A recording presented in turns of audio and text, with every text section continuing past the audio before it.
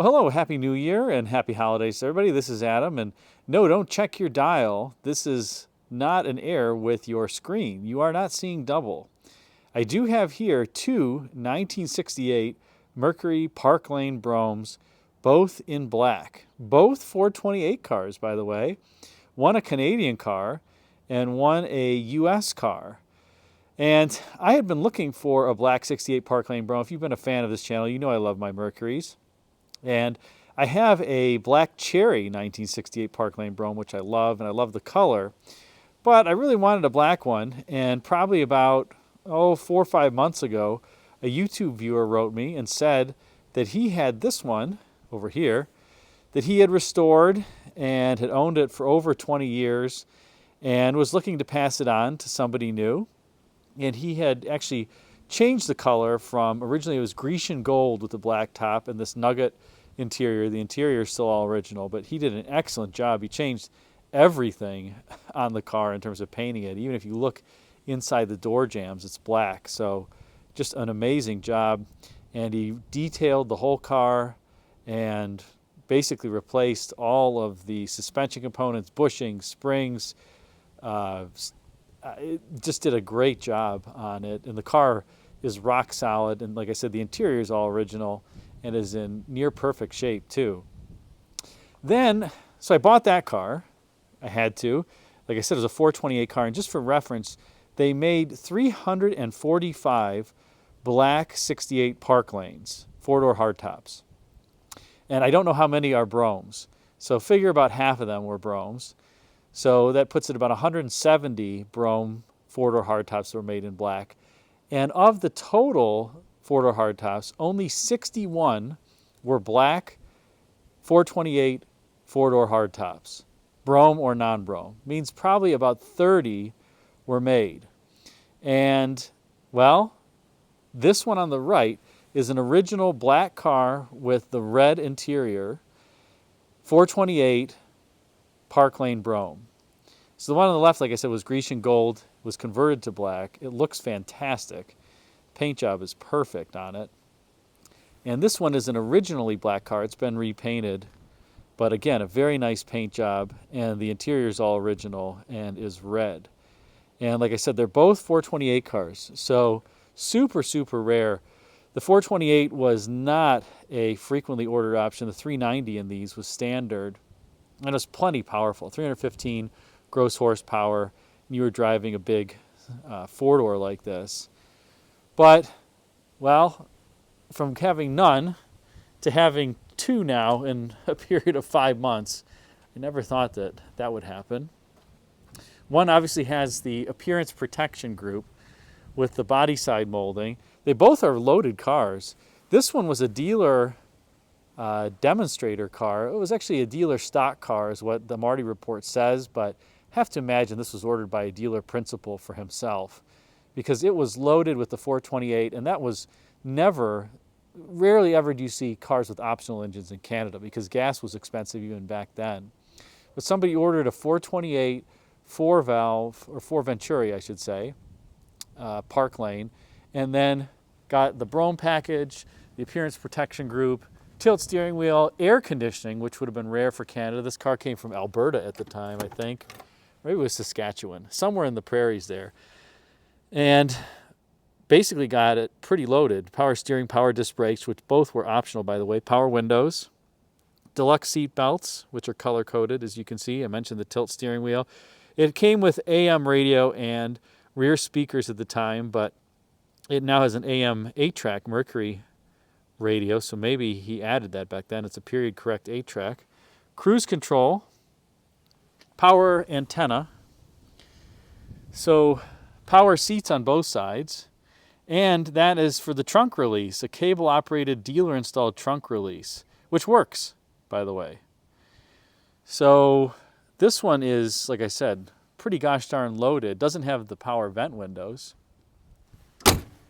And again, the doors close so nicely on the Ford products of this era. And here you can see this one also has the tilt wheel, cruise control, power windows, power locks as well, air conditioning, AM, FM radio, power antenna, power seats, I believe on both sides, definitely this side. I think it's on both sides too, and deluxe seat belts that are color-coded, among other options. And great door closures. Perfect. So let's take a look under hood in these, and you'll see some different things based on where these cars were sold. This one was originally sold in Colorado, which was pretty typical. The 428 cars were most often sold in Colorado because of the high altitude and the need for some enhanced power, let's say, in the high altitudes. And this one also came with the trailer tow package and the factory heavy-duty C6 transmission, a Z code, not a U code C6. But you can see the guy who owned this before me just did a wonderful job. The engine bay looks brand new. He rebuilt the engine and transmission, and it just runs wonderful. And the air conditioning works, everything looks great. I did have to put a new heater water valve on there. Those are almost impossible to find now, the factory original ones, but that is a factory original one. Works great.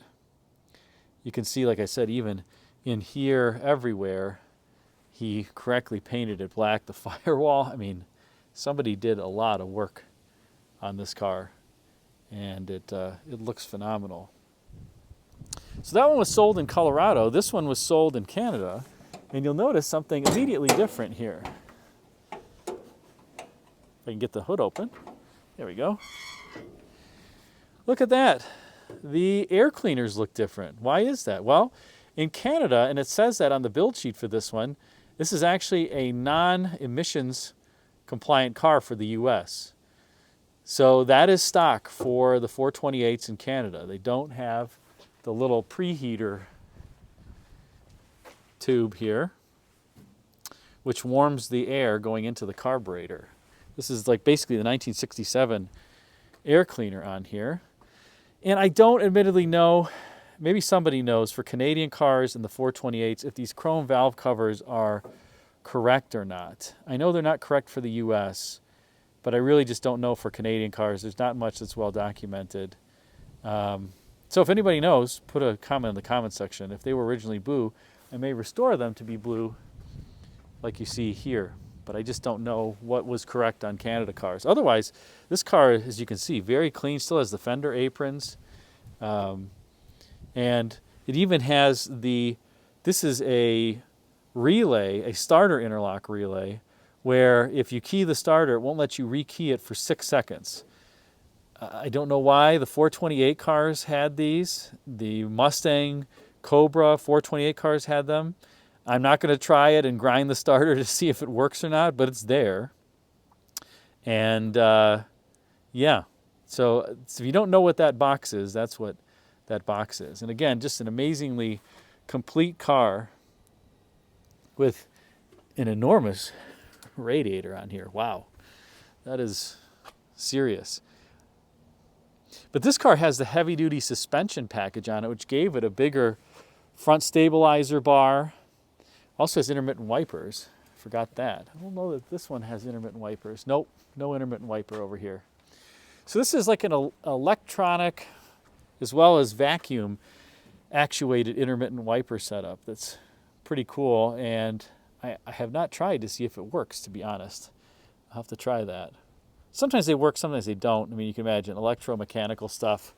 The wipers work. And we'll close both of these hoods. This one also has the optional wire wheel discs. This has the standard wheel discs.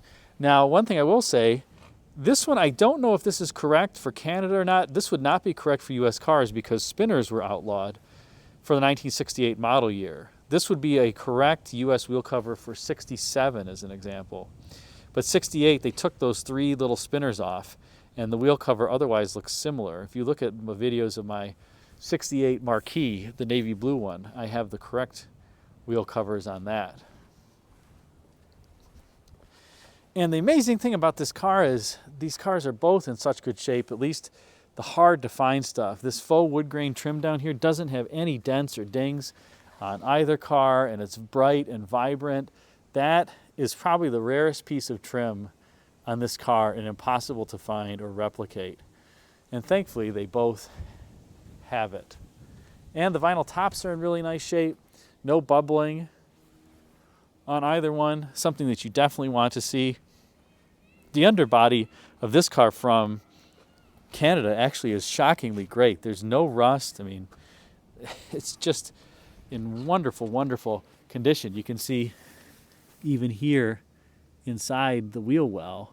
I mean, this car was not driven in the winter. They don't use salt usually up in the prairies there in Canada. At least they didn't back in the day because it was too cold. It didn't do anything.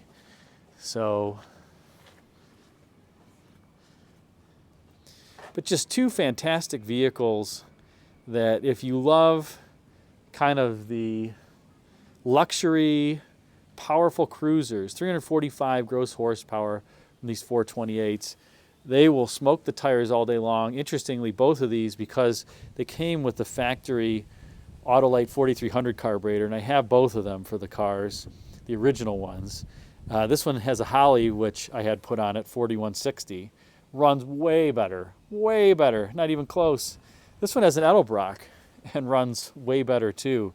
So if you're looking to get better drivability out of your Ford from 1967 through the mid-1970s with the Autolite 4300 or 4350, put an Edelbrock or a Holly on it, and I'm very much a stock guy. And you can see, you can still run the stock air cleaner, so nobody knows that you're running something that's not stock. But I will tell you, yeah, the stock carburetors in these are junk. They stink. And I still operate about 12 cars with them. And I'm telling you from experience, they run a lot better with the aftermarket carburetors. This car also has the dealer installed headlamp dimmer. That's what this is. If you saw like Lincoln Mark IIIs, you'd often see this on there. So it senses the light and then it'll automatically dim the bright lights for you.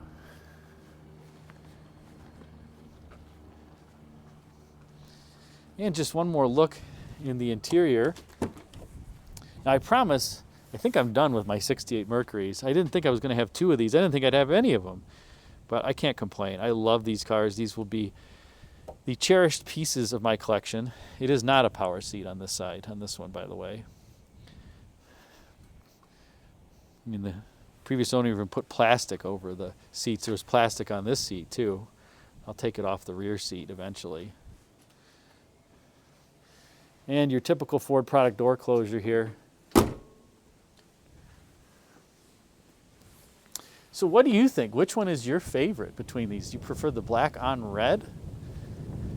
And I love the license plate that the previous owner had here, Bookham. It says 50 staff car. For those who don't know, these are the vehicles that were used from 1968 to 1974 on Hawaii 5.0. And of course, I saw that show growing up as a kid and thought the car looked super cool. I didn't even know what it was. It looked so unique. And then I obviously saw the badge in one episode.